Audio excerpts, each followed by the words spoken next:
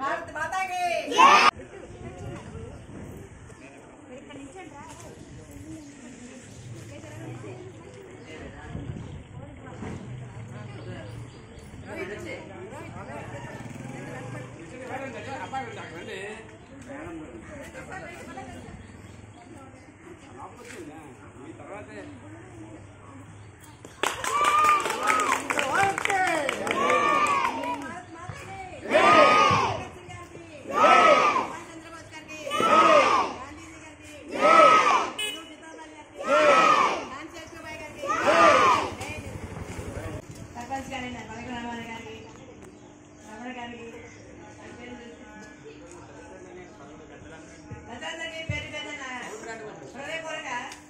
నమస్కారాలండి.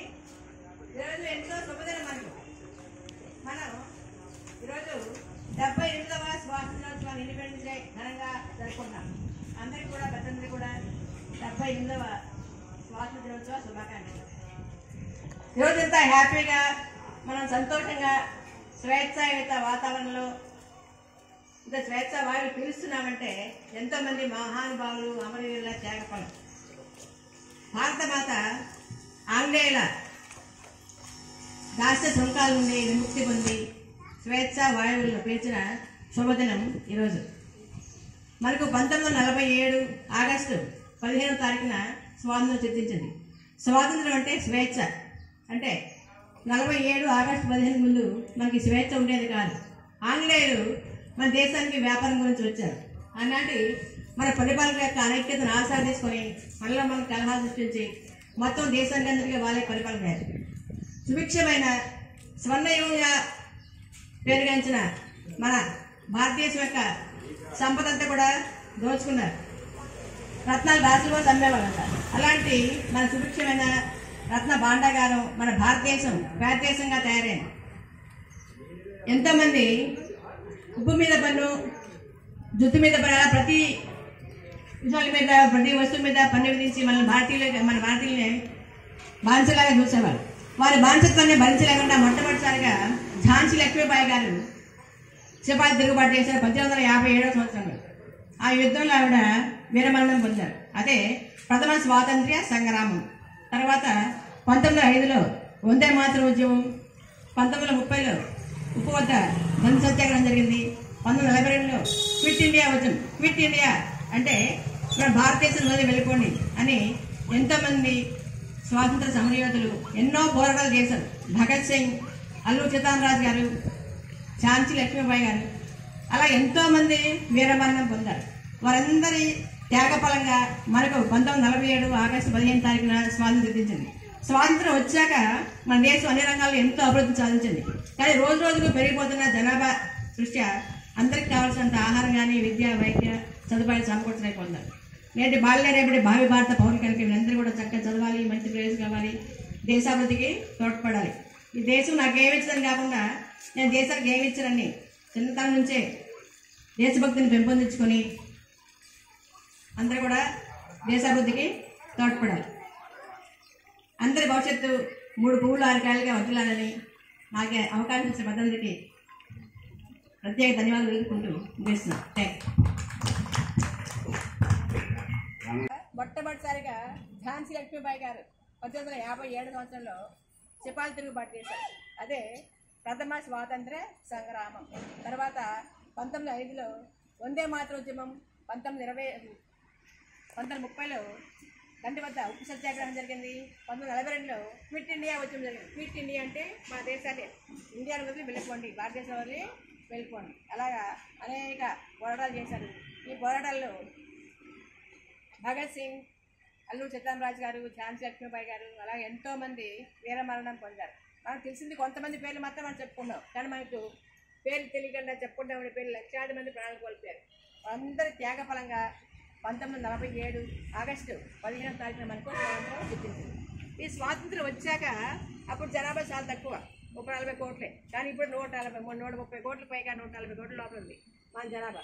ఇంత జనాభాకు సరిపడా ఆహారం, వైద్యం, విద్య అందించడం, మొదటి సదుపాయాలు చేకూర్చడం చాలా కష్టసాధ్యంగా ఉంది కదా.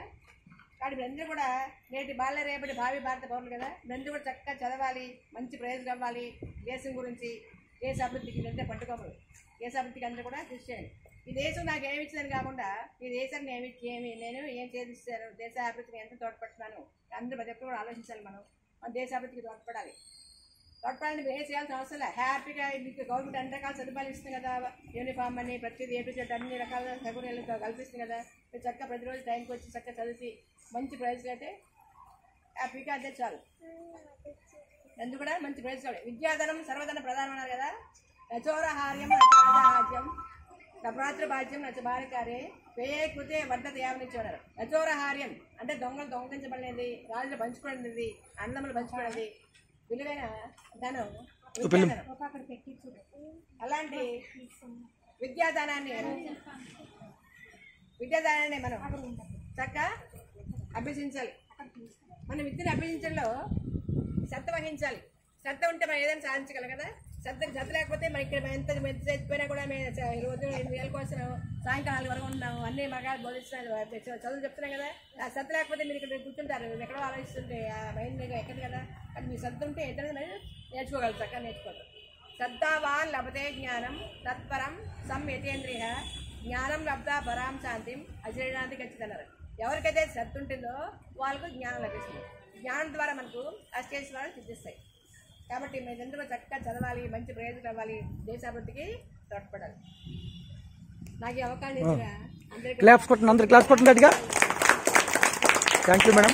మంచి పిల్లలందరూ కూడా స్వాతంత్ర దినోత్సవ సంవత్సరం తెలుసుకుంటూ ఈరోజు ఆగస్టు 15 స్వాతంత్ర దినోత్సవం సందర్భంగా మన స్కూల్ కమిటీ చైర్మన్ గారు మన యొక్క జెండా ఆవిష్కరణ చేయవలసిందిగా కోరుచున్నాము. Morning everyone, my name is Nita. I am studying first class. Today my role is plus. I will live with freedom. Happy Independence Day. Thank you for saying. మెంబర్లు, పెద్దలు, అలాగే టీచర్స్ అందరికీ కూడా ముందుగా శుభాకాంక్షలు తెలియజేస్తున్నాం. ప్రధానంగా చూసుకుంటే స్వతంత్ర దినోత్సవం ఈరోజు మనం జరుపుకుంటున్నామంటే ఎంతో మంది ప్రాణ త్యాగం చేసి మనకి స్వతంత్రాన్ని తీసుకొచ్చారు. ప్రధానంగా 1920 నుండి 47 వరకు కూడా ఒక సుదీర్ఘ పోరాటం జరిగింది. ఈ సుదీర్ఘ పోరాటంలో చాలా మందిని, మన ప్రధాన వ్యక్తులందరినీ కూడా మనం కోల్పోయాం. భగత్ సింగ్, అలాగే తిలక్, అలాగే మనకి స్వతంత్ర పోరాట యోధురాలు, తెలంగాణ పోరాటం చాకలి ఐలమ్మ, అలాగే ఎంతో మంది ఉద్యమకారుల్ని కోల్పోయి చివరికి మనకి 1947 ఆగస్టు 15వ తారీఖున మనకి స్వతంత్రం వచ్చింది. ఈ స్వతంత్రం ఈ రోజులకు మనం జరుపుకుంటున్నామంటే ప్రధానంగా వాళ్ళందరూ కూడా మనకి ఇచ్చిన గౌరవం, అలాగే ఎంతో మంది ప్రేమ త్యాగాలతో వచ్చింది. ఇప్పుడు దీన్ని ఉద్దేశించి మనం ముందుగా కెప్టెన్ బిఎన్ రావు గారిని మాట్లాడాలని కోరుతున్నాం. థ్యాంక్ యూ అండి.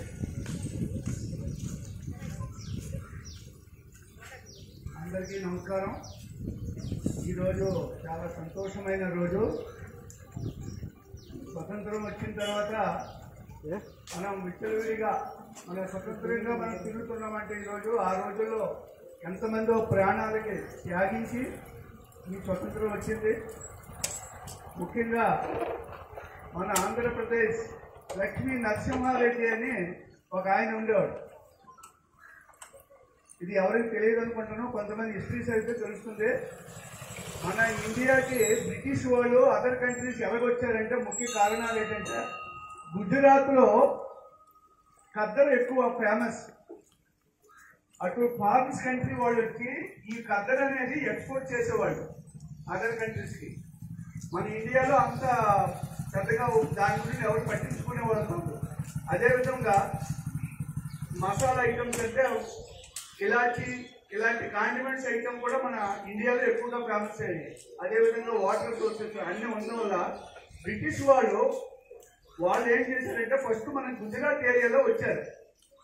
వచ్చిన తర్వాత ఈ కాటన్స్ మేమే అమ్మాలి, మేమే చెయ్యాలి, వేరే వాళ్ళు ఇచ్చేయకూడదనే ఉద్దేశంతో అప్పుడు ఎక్కువగా బ్రిటిష్ వాళ్ళు మన ఇండియా మీద ఎక్కువగా పోరాడారు. అలాంటి మహాత్మా గాంధీజీ చెప్పారు పెద్దలు,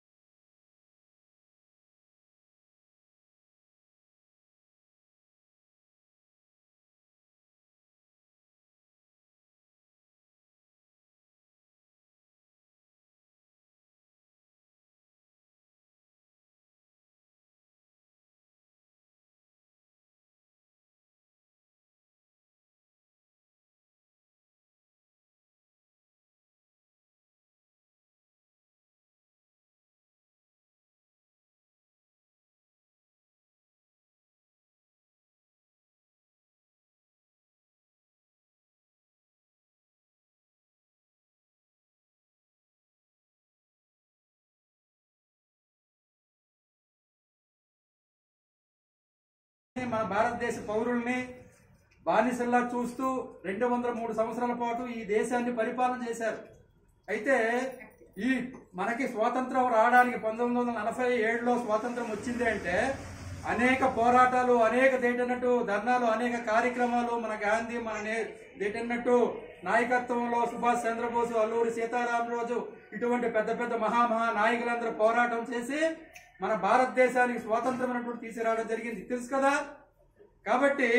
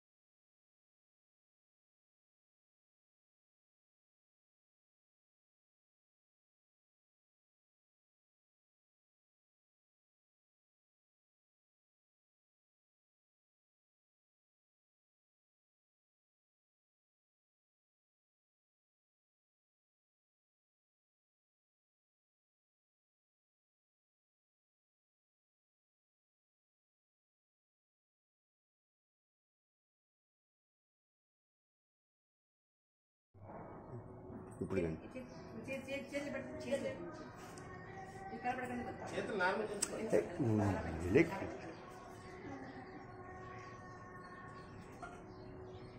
సభాయ నమః. ఈ కార్యక్రమానికి విచ్చేసిన పెద్దలందరికీ నా హృదయపూర్వక నమస్సుమాంజలండి. అందరికీ 78వ స్వాతంత్ర దినోత్సవ శుభాకాంక్షలు.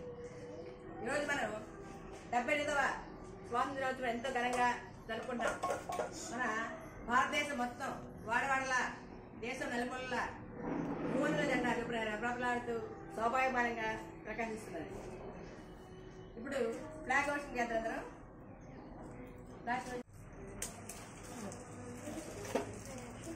కార్యక్రమం ఇచ్చేసిన అందరికి పెద్దందరూ కూడా పేరు పేరున ధన్యవాదాలండి. చూసి వెంటనే వచ్చిందండి. Thank you.